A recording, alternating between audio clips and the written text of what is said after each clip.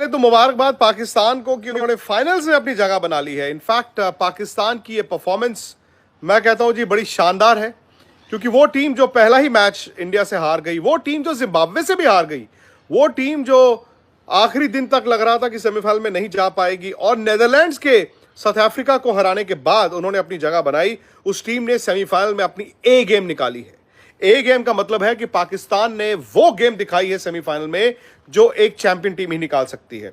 जो टीम नीचे से ऊपर आए वो डेंजरस होती है। सब कहते हैं कि पाकिस्तान डेंजरस है, हालांकि मुझे ये लगता था कि नहीं यार, न्यूजीलैंड बड़ा अच्छा क्रिकेट खेल कर आई है, पाकिस्तान के लिए आसान नहीं होगा। शायद मैं न्यूजीलैंड को फेवरेट मान रहा था, खासतौर से तब जब न्यूजीलैंड ने टॉस भी जीत लिया, क्योंकि आप सेमीफाइनल जैसे बड़े मुकाबले में पहले बैटिंग करके रन ऑन द बोर्ड लगाएं तो यार फिर सामने वाली टीम ना उस दबाव को हैंडल नहीं कर पाती। लेकिन पाकिस्तान ने चोक कराया न्यूजीलैंड को।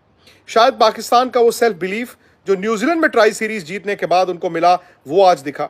वो जानते थे कि हमने न्यूजीलैंड को न्यूजीलैंड में हराया था, हालांकि वो एक ट्राई सीरीज थी, टूर्नामेंट जीते, लेकिन ये वर्ल्ड कप था और न्यूजीलैंड इस वर्ल्ड कप में कंसिस्टेंट क्रिकेट खेल कर आई थी। लेकिन देखिए फर्क, पाकिस्तान की अटैकिंग गेंदबाजी, 4 तेज गेंदबाज, 2 स्पिनर, यानी कि 6 ऐसे गेंदबाज जो विकेट टेकर थे, पाकिस्तान ने चोक किया।